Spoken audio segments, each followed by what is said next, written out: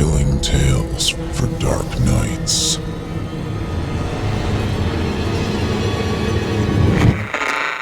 Want to make sure you never miss a Chilling Tales for Dark Nights video again? Be sure to subscribe and hit that bell to turn on notifications. The darkness has found you.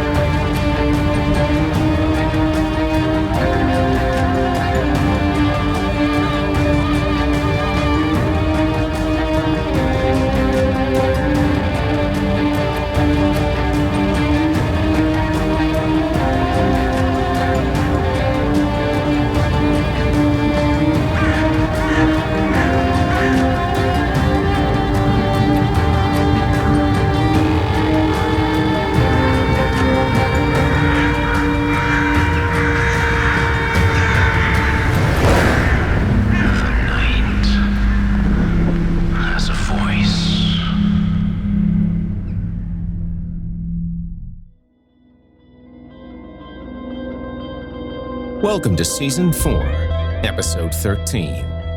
I'm your host, Jason Hill, and I think I might be bleeding internally. I guess I'll be alright though. I mean, the blood's not really going anywhere, right? It'll find us...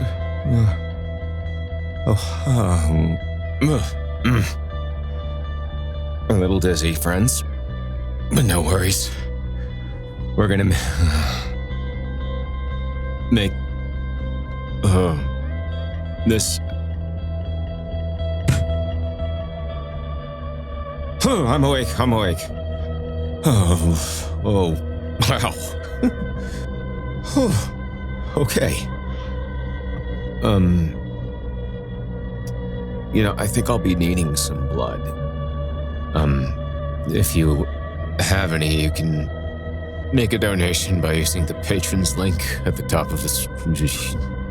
And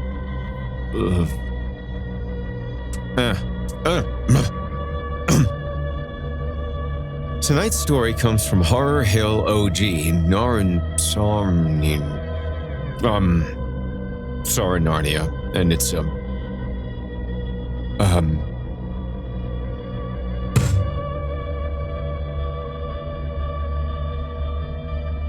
You're listening to the standard edition of this program. If you'd like to show your support and enjoy ad-free versions of this and all our other episodes, as well as hundreds of tales from our audio archives dating back to 2012, visit simplyscarypodcast.com and click Patrons in the upper menu to sign up today to get instant access from our friends Chilling Tales for Dark Nights. Thank you for your support. Now, allow me to escort you to a place where the sun dies and nightmares come to life. Welcome, listener, to the Horror Hill. You haven't found the darkness. The darkness has found you.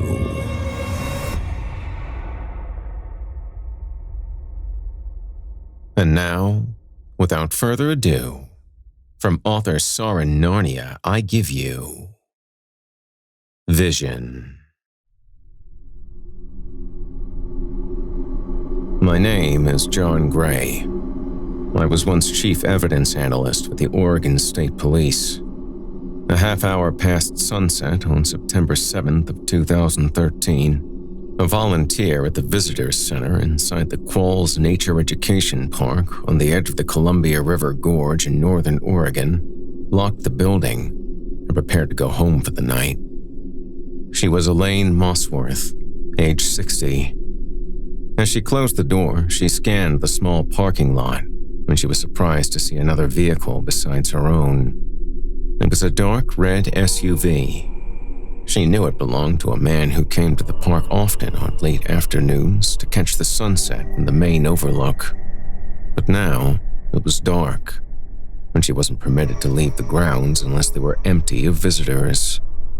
Before she put in a call to the part-time security guard, she decided she would take a quick walk to the overlook to see if the man, whose name escaped her, was there, and just straggling longer than he ever had before. Elaine went back into the building and got a flashlight. She would have to walk a few hundred feet down Blue Robin Trail to the overlook, and suddenly she felt a heightened awareness of her solitude in the park's heavily wooded 30-acre grounds. They fed the gorge and forest around her through 5 different trail systems.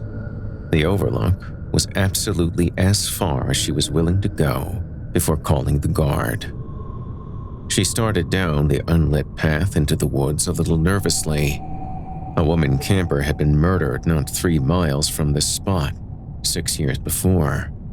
The very same woman who had overseen the renovation of the Visitors Center in 2004. The path wound toward a steadily trickling small stream. Elaine could hear it, but she could not see it. When she turned around, she saw that even the small aura of light from the parking lot had been completely blotted out by the trees. The overlook bordered a dramatic drop into a wide, tree-choked valley bordering the river. The horizon was a dark purple, and stars were now gleaming through tiny gaps in the clouds. Several benches ringed the overlook's edge, and Elaine noticed a form sitting on one of them. A man, sitting in the dark. As she approached him, Elaine suddenly remembered the name of the man who she hoped this was, and she called it out, but there was no response. Before getting too close, she pointed the flashlight directly at his face, and she recognized the park's frequent visitor right away. He was staring past Elaine, but his eyes were motionless and unresponsive. Moving in front of him didn't cause his eyes to follow. His breathing was calm and even. His chest was rising and falling normally. Elaine placed a hand on his arm. He didn't react to it.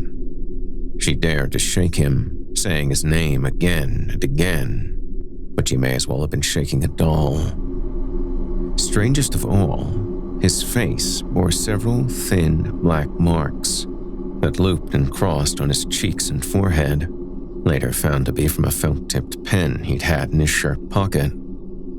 It was then that he slowly raised his right hand with great, ponderous effort. After being held there for a moment, it then dropped all at once to the wooden bench with a thunk. Elaine was crying now. She got on her cell phone and called 911, and she told them a man was hurt and immobilized in the park, maybe a stroke victim. When she disconnected, she noticed something was beside him on the bench. It was the remains of a paperback novel. For some reason, it had been torn in half along the spine, then again, and again, and again.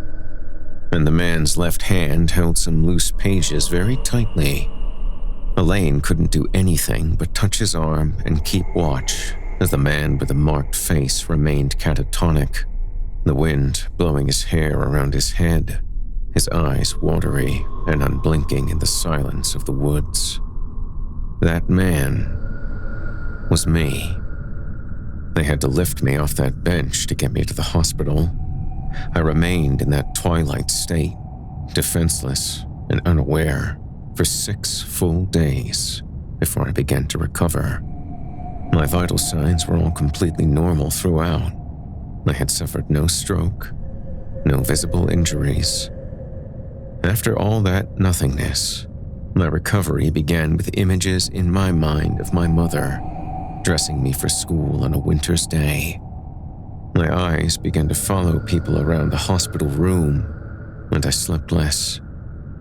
Coherent thought returned on day 7, and speech the next. By the 9th day, after they found me on the bench, I was speaking and behaving normally.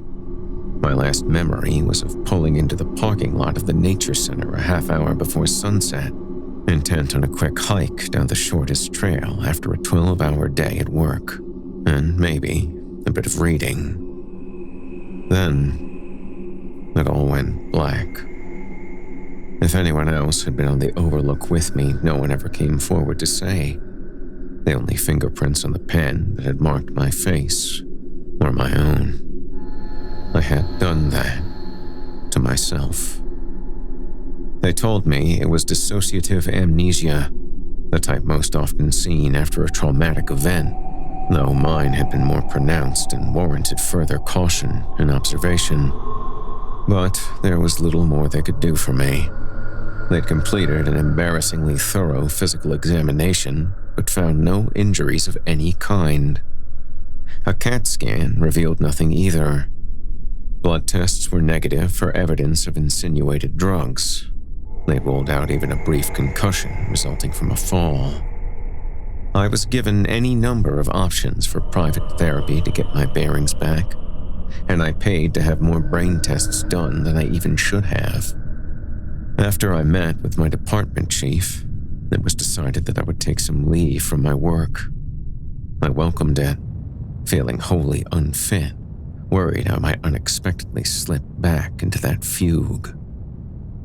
It was on the third night of that leave that I got a call from the estranged ex-wife of an old acquaintance of mine, Doug Noor. Her name was Kelly. She was worried because Doug hadn't shown up that weekend to take their teenage son to the movies. Doug was nothing if not reliable. Kelly thought he had mentioned going out to his small cabin on the north side of the river gorge for the weekend prior to this one. She asked if I could possibly drive out there, about 20 miles north of my townhouse, and check to see if he was there. I was the only friend she'd ever spoken to who'd been out to the cabin before, and Kelly had no idea what had just happened to me, and I wasn't about to explain it to her. I said, yes, I'd go out there. Of course I would.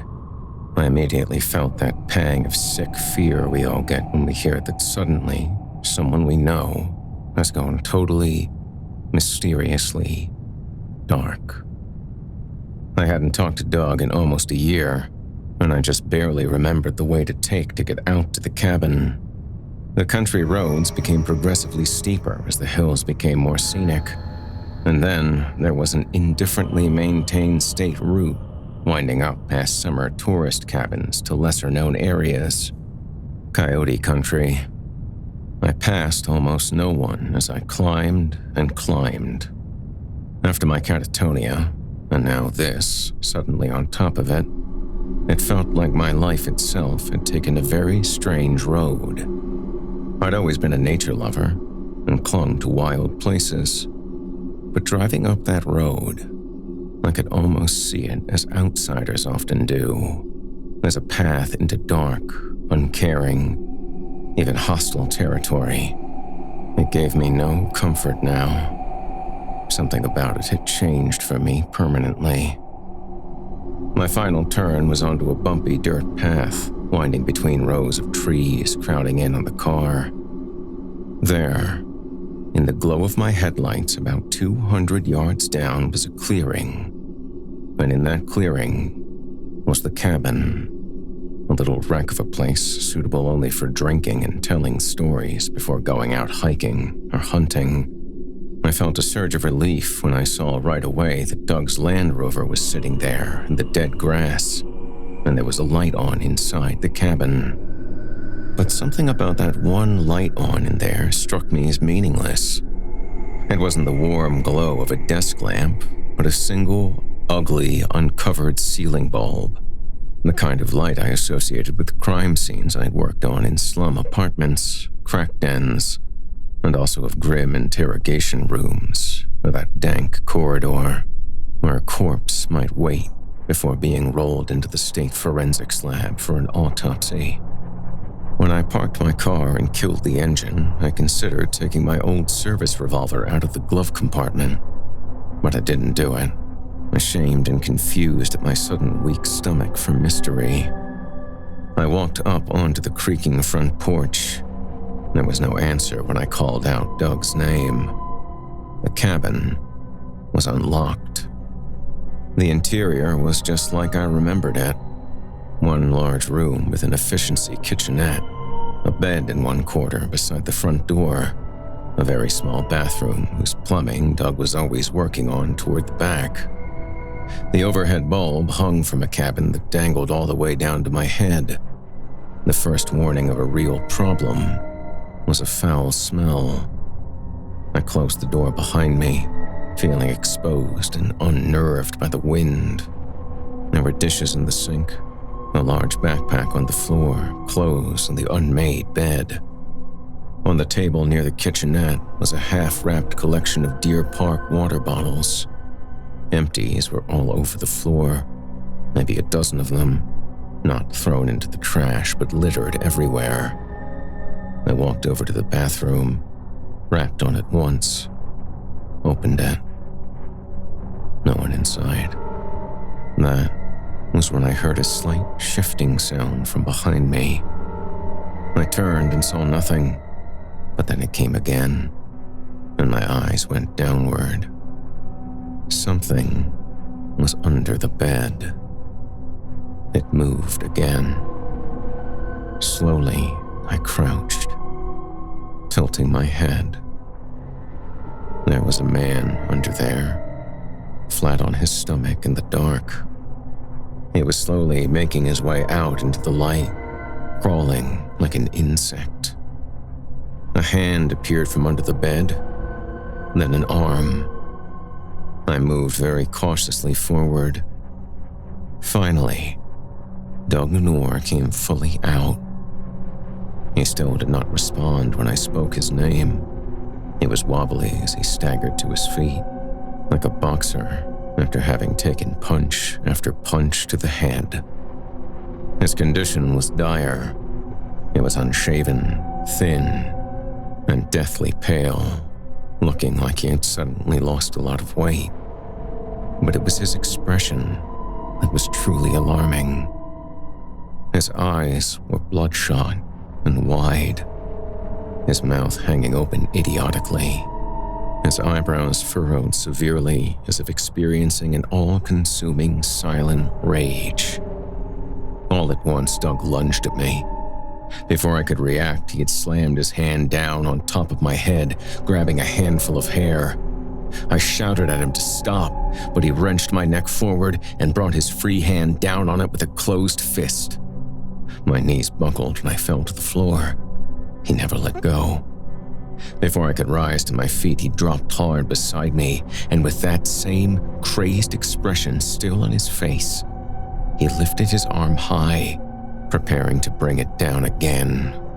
I lashed out with my leg, dodging his blow, and the second he lost his grip on my hair, I rose and shoved him backwards. His head struck the floorboards. Empty water bottles skittered in all directions, and just like that, he lost consciousness, his body going completely limp. In his weakened state, he couldn't take even the slightest blow. It took 20 minutes for help to arrive. Doug was catatonic for another day or two. From what he later described as his last memory, which was walking through the woods nearby on the first night he'd arrived, listening to his iPod. He'd been in the cabin for almost 2 weeks, keeping himself hydrated by drinking bottled water, but eating very little of the food he had brought with him, as if its preparation were beyond his capabilities. Like me, he'd suffered no visible injuries. Like me, tests and a CT scan told the doctors nothing they could truly work with. He was kept under observation for a while and was left with nothing but the mystery of what had happened. For both of us, the most undeniable fact was that we seemed to have been afflicted on the same evening, separated by just a few miles. During my leave, I used the resources available to me as a member of the police department to rather aggressively contact area hospitals, inquiring about similar cases that had occurred in the same time frame. But I wasn't able to come up with any truly workable information, even when I expanded the radius of my inquiries.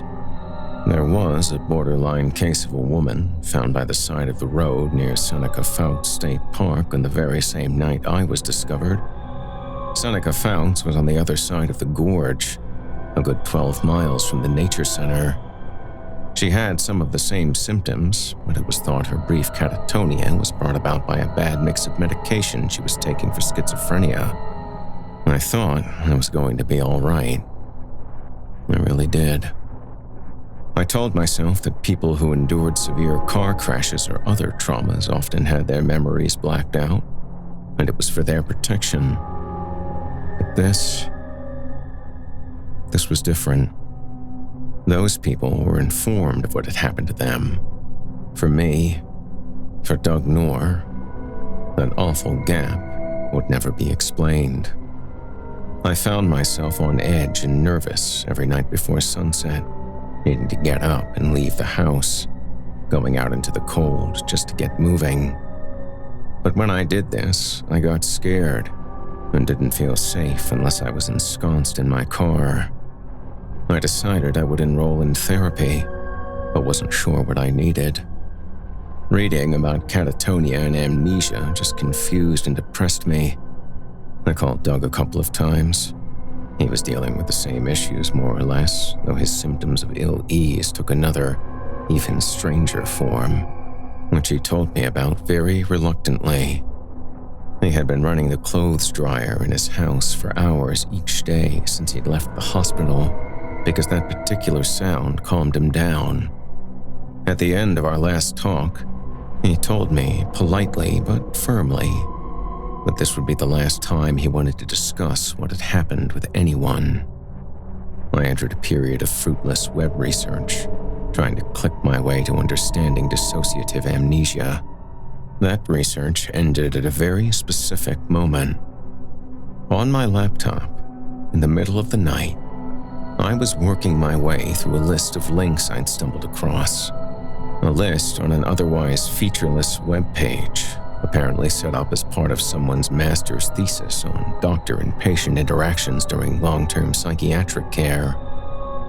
Clicking on one of the links brought up a page covered in Japanese text, indecipherable to me, but in the center of it, a fuzzy video began to play.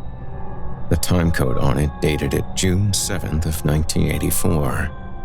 I began to watch a therapist's attempt to draw out a hopelessly insane young woman as she sat at a table with an untouched Diet Coke in front of her. Her name was Albertine. She and the therapist spoke in French, of which I knew just enough to follow along. The colors on the tape were faded, and it was damaged in several spots.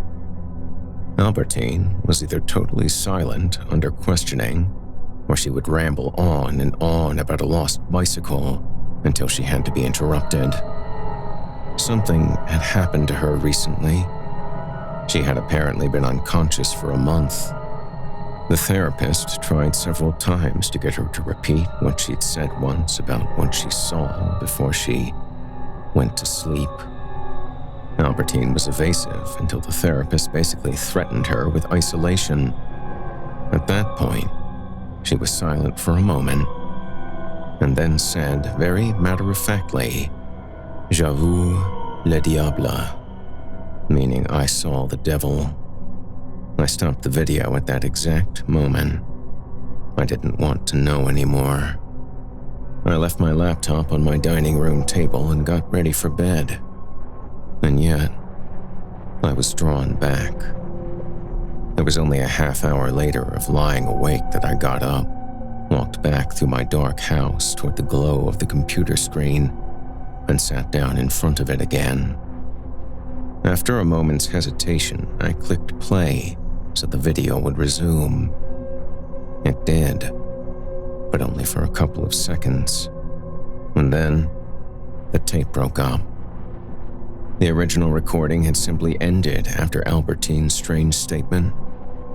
During my 6th and final week of leave, I got an email from someone I didn't know named Clark Poole.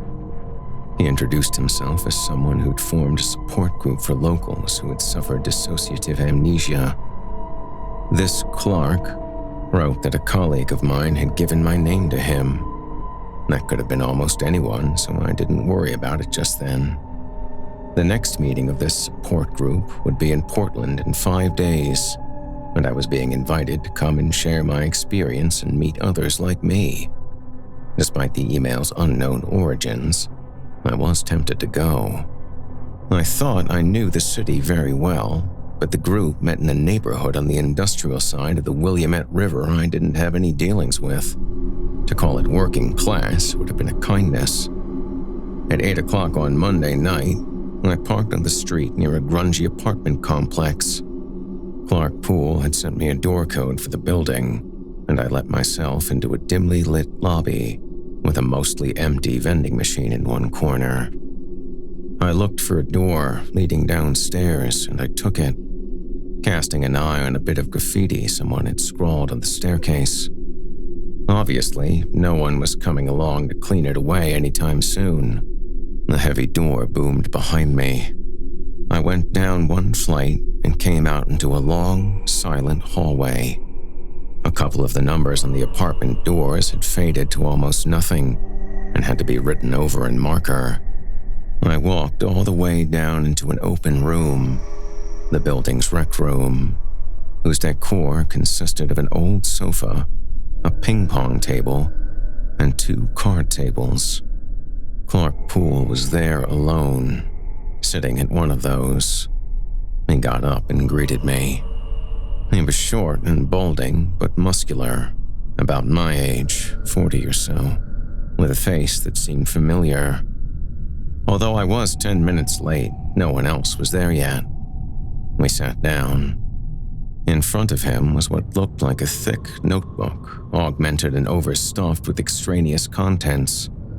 I asked him who had recommended me for the group, and he gave me a name that I almost didn't place at first, and only recalled faintly as someone who worked in the property department in Gresham. That confused me. Clark immediately changed the subject before I could follow up, asking me if in the course of my work I had ever encountered anyone who had experienced what I had. I didn't mention Doug. He spoke like he wrote his emails, in a flat tone, without any real personality, but with unusual pauses, as if he were constantly trying to catch up with his own thoughts. He asked me to indulge him in his own theory of my affliction, for he too had blacked out for 6 days as a teenager, 26 years before. He wanted me to accept as a premise that we had both been driven insane, lost our minds. After all, this was a clinical fact, just not traditionally defined that way. What then, he wondered, could cause a sane human mind to snap spontaneously, without warning, and snap so badly that it had rendered us immediately mute, our minds blacking us out for days to protect us.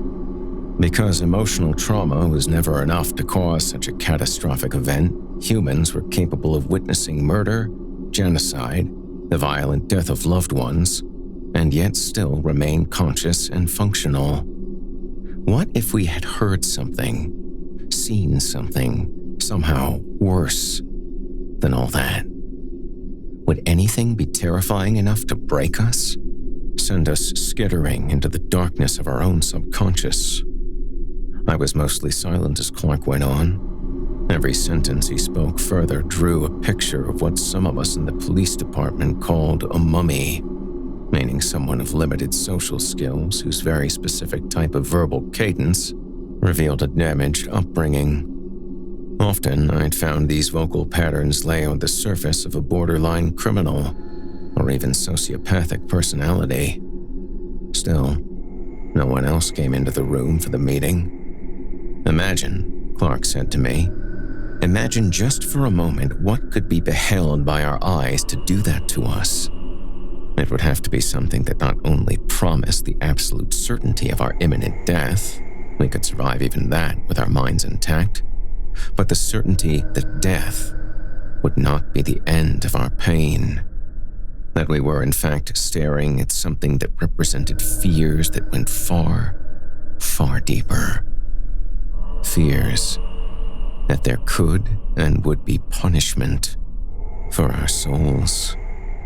Eternal punishment, beginning in that instant. Imagine all that certainty pouring into us in 1 second after a lifetime of having tried to deny such a damnation could be real. But there it was, before us, in the flesh, revealing itself by accident or by design. Maybe that could destroy our sanity in the blink of an eye. Maybe that could. Clark turned to the notebook before him and opened it. It was mostly a collection of assembled doctor's notes about specific catatonia patients. I asked Clark how he'd gained access to them. He gave me an odd smile and said it had not been easy, but once certain password information was acquired, he'd been on his way. He wanted me to go through the notebook and read everything. The notes, the newspaper clippings.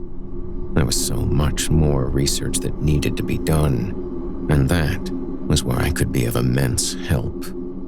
I was someone who could ask questions of people and go places where others were not welcome. My badge could be of great use. I opened the notebook to a random place near the beginning. What I saw first was a photocopy, or perhaps a computer scan of a letter written in hand, dated March 7th, 1950. I turned a few pages. I then found myself looking at a long, handwritten list of names. I asked Clark who these people were. He told me this was a table of contents of sorts, a list of the names of those whose cases he'd managed to fully document. As he spoke, I took many of those names in. There looked to be almost 100 of them, and I saw my own name near the bottom. John Gray. Clark said, "If it makes you feel better, I'm on there too," and he pointed himself out. The handwriting that spelled out his name made something click for me vividly and terribly, and that instant mental connection decided my course of action. Yes, I told him, I would take the notebook and read it, and think about whether I could be of help. I was telling him exactly what I thought he wanted to hear in order to protect myself, in order to leave that room without him suspecting I was inwardly scared. Scared to be sitting across from a man who was only walking free because of a legal loophole, instead of being locked away where he couldn't kill anyone else. In my trepidation, I wasn't as convincing as I needed to be. I could see in Clark Poole's eyes that he wasn't sure whether to believe me. Working hard to create the illusion of calm, I added that once I would have refused to accept anything I couldn't prove, but the catatonia had forced me to turn anywhere I could for answers. I told him I might not be able to help him at all, but I was definitely curious about what had happened to the others like me. This he seemed to accept. I even sat there longer, asking for a detail or two about his own incident, and volunteering a few of mine to steady my nerves and make it seem like I was on his side. Our meeting ended with me taking his heavy notebook and heading toward the door. I said I would send him an email in about 3 days. He stood and watched me go. The urge to look back as I walked down that dimly lit hallway toward the door that would lead me back up to the lobby was immense. No residents came out of their rooms. There was not a sound, but my own footsteps on the tile. I pushed open the door and was soon back out into the night. Clark Poole, whose real name I knew the instant I saw his handwriting was Christopher Pondahill, did not try to stop me, did not try to attack me.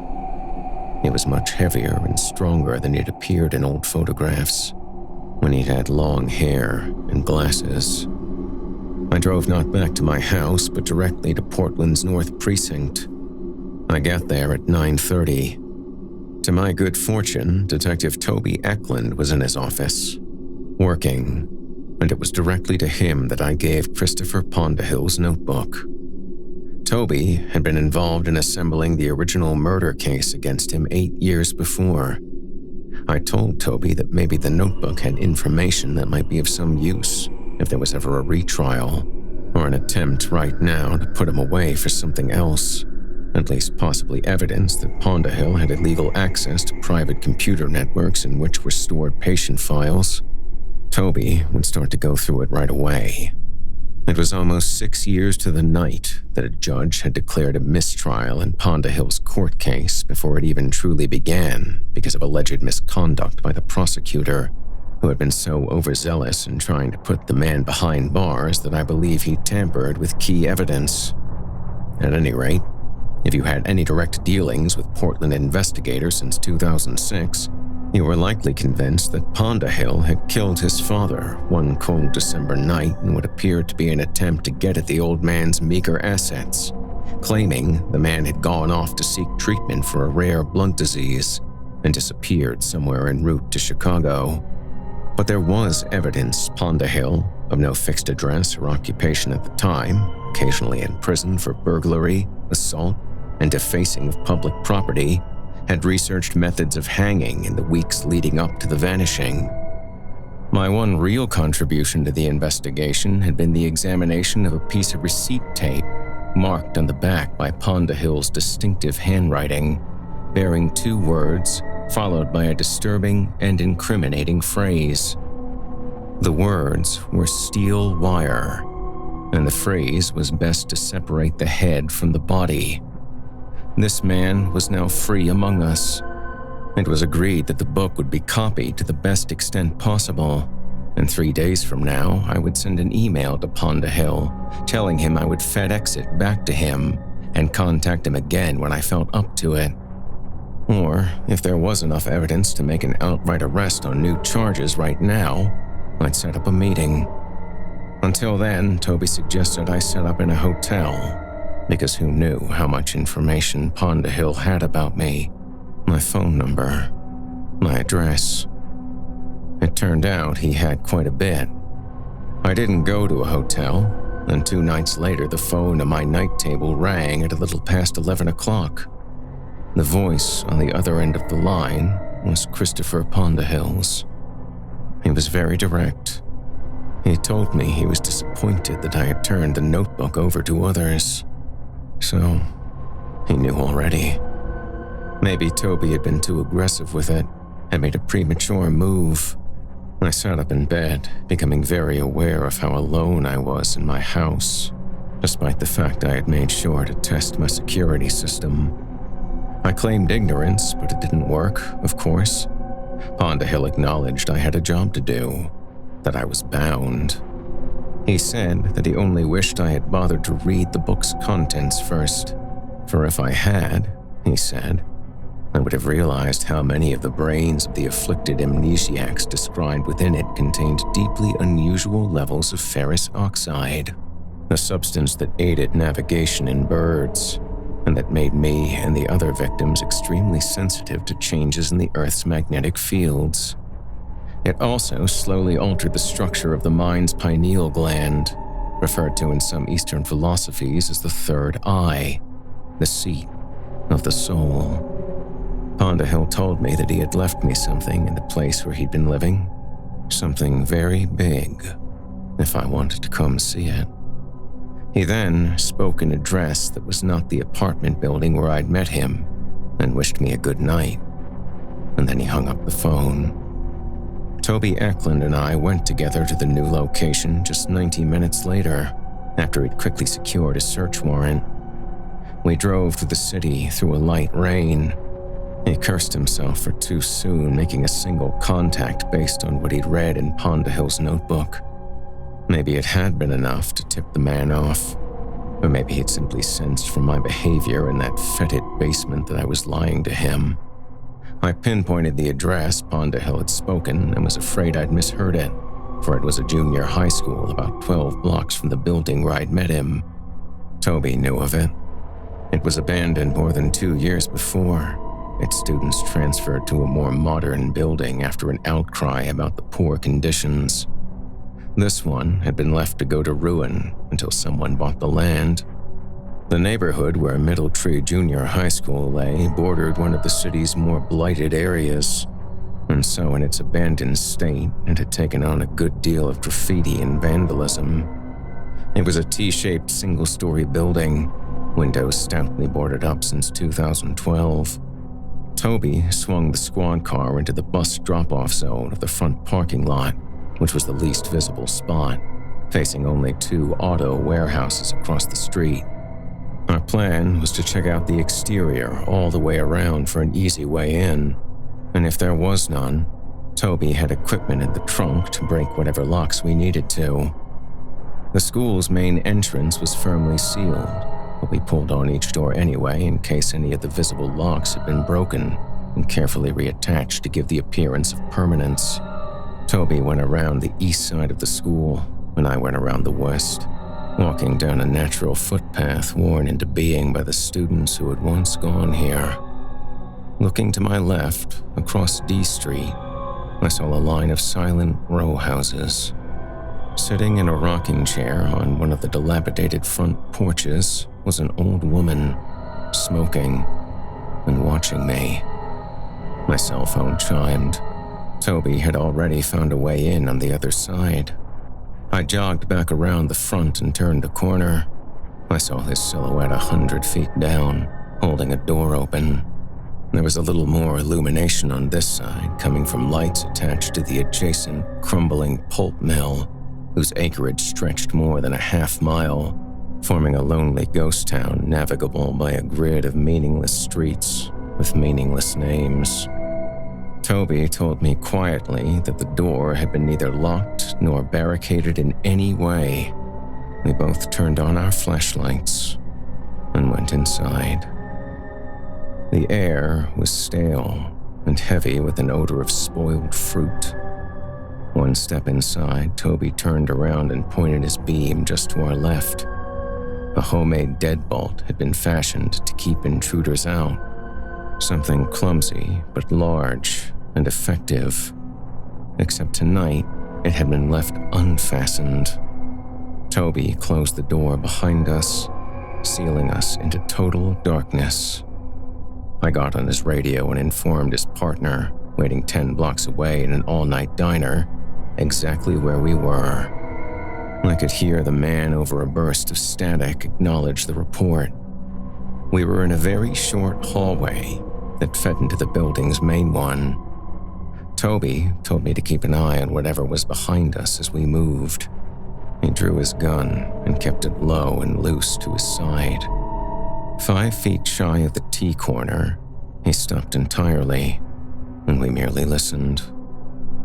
The beams of our flashlights would have given us away to anyone watching us from down the hall, so we waited for an audible sign of movement, and waited. None came. Finally, Toby pressed himself against the near wall and leaned his head around, looking to the left and holding that position for such a long time that I was certain he must have spotted something. But no. The hallway had locker banks on both sides, stretching each way. My beam picked up random graffiti strewn across them. The filthy floor was streaked with dirt and sawdust. Walking to the north, I stepped on an empty bag from a local donut shop. And then, a little further down, I trampled the 8 of hearts from some otherwise missing deck of playing cards. It was I who suggested to Toby we split up, and he nodded agreement. And so it was I alone who found the contents of room 41. It was just around the next T-corner, the door open, almost as if I were being invited in. All the other classroom doors were sealed tight, but not that one. From the moment I entered, I gave Toby a running commentary over the radio of what I was seeing, while he covered the rest of the building, making absolutely sure we were alone. Christopher Ponderhill had been living in room 41. Scattered around where there had once been desks and chairs were remnants of a transient's existence. A beanbag chair in one corner was probably where he slept at night. Several books were stacked near it. A random assortment that included a book on the Battle of Stalingrad, a consumer medical manual, and one outlier called Transitions from the Unreal, an unusually academic study of the paranormal taken from the library at the University of Chicago. A cardboard box on a long counter held what remained of Pondahill's short-term food supplies. Beside that, something more unusual. 3 buckets of black paint, all of them open and half full. The classroom's windows were still unbroken, protected by the heavy boards that covered them from the outside and blocked virtually all daylight. His notebooks, some filled, some empty, were on a large teacher's desk that had never been removed. There were more than a dozen such notebooks, and beside those, a laptop computer. Pondahill leaving all this behind for us was a clear sign he was giving up somehow, ready to be apprehended. Even the contents of that computer, however, turned out to be not as telling as the one object that lay against the wall near the door to room 41. The very first photograph taken of this object, as it appeared in a police officer's flashlight beam less than a half hour later, would be reprinted as the cover of a true crime book, published a year later, the color digitally stripped away and the film grain intensified for effect. It was the fingerprints on this object that forensic scientists would use to connect it to Christopher Pondahill and ultimately show how it had been used in relation not only to the burial of his father, but the burial of 11 other human beings in the years 2008 to 2013. It was a shovel, whose blade was still stained with the dirt of all those graves, stretching from Hood River to Lincoln City. And I, John Gray, was the first to see it. The moment I informed Toby over the radio of the presence of that shovel, he told me he was going to call in for backup, as if he sensed it had a meaning. He suggested I stay where I was. He intended only to look into the gymnasium and then sit tight and play it safe. But after a moment of sitting tight, I decided I didn't like the idea of Toby going into a space that large alone. So I left room 41 and navigated through the dark down the hallway. Large droplets of dark blue paint had spattered in the hall in a wavy line. I knelt and touched the largest of these droplets, the size of a pancake, and found that it was not completely dry. Almost, just not quite.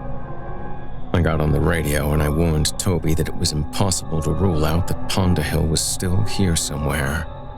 I turned right at the end of the hallway. Casting the beam into the distance, I saw Toby, seeming small and insignificant, raise his own flashlight to make sure it was me coming around that corner. He waved me down to him and I picked up my pace.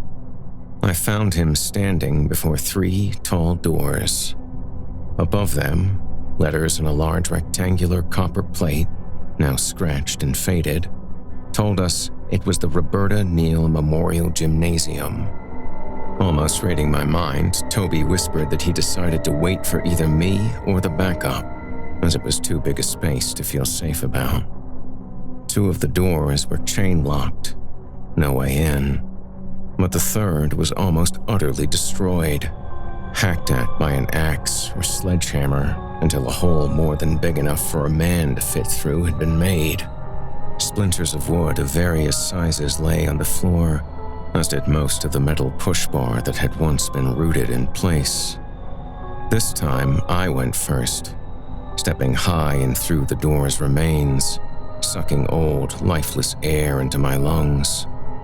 I waited for Toby to step through before I even raised the flashlight. It threw a glow across the floor, crisscrossed all the way to its end with peeling colored tape to represent boundaries for various sports. On the floor were some objects that seemed to have been recently placed. A very large metal extension ladder, a couple of camping lanterns, and again, even more cans of paint of various colors. The beam finally rested on a wall of wooden bleachers, which gave us a feel for the sheer size of the room. I then turned my body to shine the beam against the wall about 75 feet to my left. The north wall of the gym had once been painted white, but it had been altered dramatically since then. Someone had been working on it, an effort of days, maybe even weeks. I moved the beam of the flashlight all the way across the wall and back again before realizing I was only seeing a part of the work that had been done. Tilting the beam upward, I saw even more detail, until my eyes came to rest on the aspect of the work that made it cohere instantly in my mind. And how horrible it must have been at that moment to be Toby Eklund and standing within 10 feet of me, facing in a different direction, and hearing a grown man who you'd known for 12 years begin to shriek into the darkness at the top of his lungs. The shriek of a man losing his mind, screams echoing off the gymnasium walls as if I were being killed, which I was in a way. Coming apart psychologically until what was left of me had to be taken away by the police and brought to the city's Crisis Assessment and Treatment Center. Christopher Pondahill, whose body they found curled behind the bleachers after having shot himself in the head, had worked tirelessly, not just to show me what he had seen as a 16-year-old boy, as he sat alone before dawn on the shore of eastern Maryland's Chesapeake Bay. He'd created a clumsy, massive mural spanning the entire north wall of the gymnasium so he could show the entire world what he'd somehow remembered. The lower 2/3 of the mural was a series of cross-hatchings depicting a distant tree line, winter trees with no leaves, skeletal and crowding into each other. And looming behind that tree line, in relief against a dark blue field representing deepest night, was a monstrous presence, ill-defined by Pondahill's desperate paint strokes in the filthy, lantern-lit gymnasium. Toby and the police who arrived afterward would be hard-pressed to say that yes, this was the thing's head and torso, gigantic above the woods, connected to a lower body obscured by them.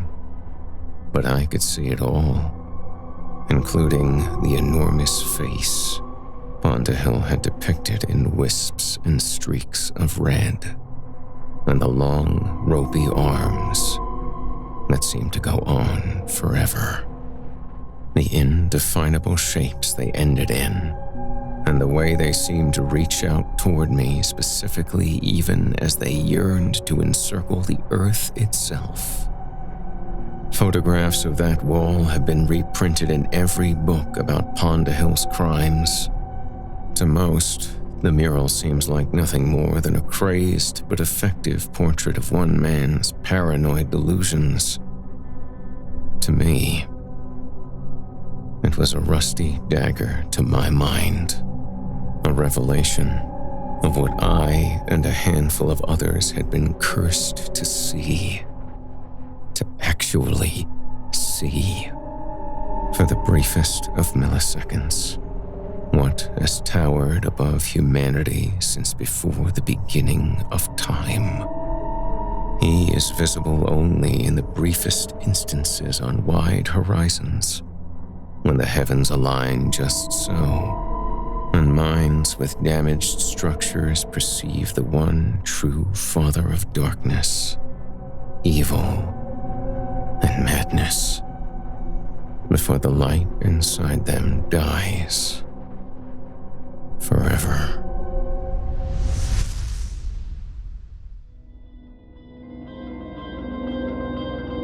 You've been listening to Vision by author Soren Narnia.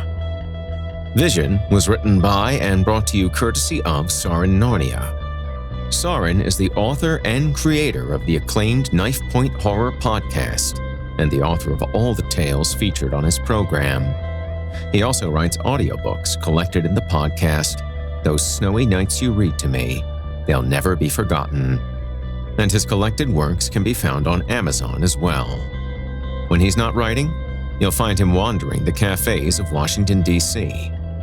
For more information, visit his official website at SorenNarnia.com. If you enjoyed what you've heard on today's program, please take a moment to stop by our iTunes page or wherever else you listen to your favorite podcasts and leave us a 5-star review and a kind word. It makes a huge difference and would mean a lot to me. If you'd like to hear more lengthy tales, be sure to take a look at my audiobooks, available now on audible.com.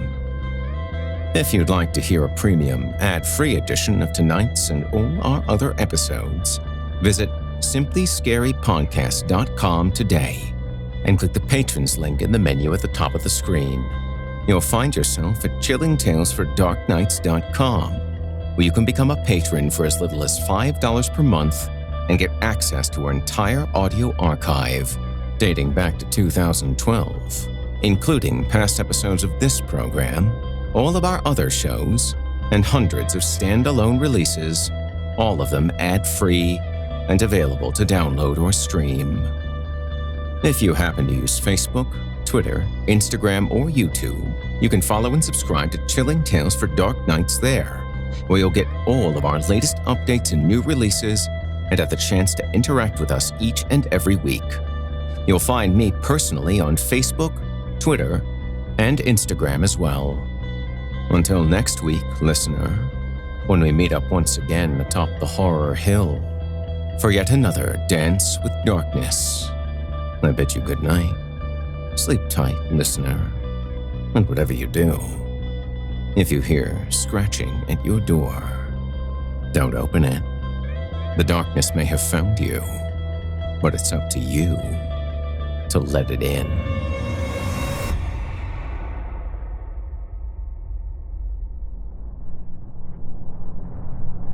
You've been listening to Horror Hill, a production of Chilling Entertainment and the creative team at Chilling Tales for Dark Nights, as well as a proud member of the Simply Scary Podcast Network. Visit simplyscarypodcast.com today to learn more about our network and our other amazing storytelling programs. Tonight's program was hosted and its featured stories performed by yours truly, Jason Hill, unless otherwise noted. Selected stories have been adapted with the kind permission of their respective authors. Sound design, original music, and final mixing and mastering provided by Felipe Ojeda under the guidance of executive producer and director Craig Groshek. The program's logo was created by Craig Groshek, and this week's artwork provided by Omega Black, unless otherwise noted. Got a scary tale of your own that you'd like performed? I take submissions. Email it to me today at horrorhill@simplyscarypodcast.com to have your terrifying tome considered for production in a future episode of the show. If you enjoyed what you've heard on tonight's program and are joining us on your favorite podcast app, subscribe to us to be sure you never miss an episode, and leave us a 5-star review and a comment. Your feedback means a lot to me. You can also follow Chilling Tales for Dark Nights and Horror Hill on Facebook to connect anytime and get the latest updates. If you're listening on the Chilling Tales for Dark Nights YouTube channel, do us a favor and hit the subscribe button and the bell notification icon to get more spooky tales from me and the crew, and another episode of this program each and every week. And don't forget to hit that thumbs up button to tell us how we're doing, and leave a kind word or request. If you can never get enough spooky stories and can't wait until next week for more, and haven't already, be sure to check out Chilling Tales for Dark Nights on YouTube for hundreds of free audio horror stories, including more performances from yours truly, and consider supporting us by becoming a patron at chillingtalesfordarknights.com. In addition to helping us out, you'll get exclusive access to our audio archive and ad-free downloads of all your favorite stories, including those you've heard on this program. As for me, I'll be back next week with more frightening fiction to haunt your dreams. Until next time, I'm Jason Hill, and you've been listening to the Horror Hill Podcast. Good evening, and sweet dreams.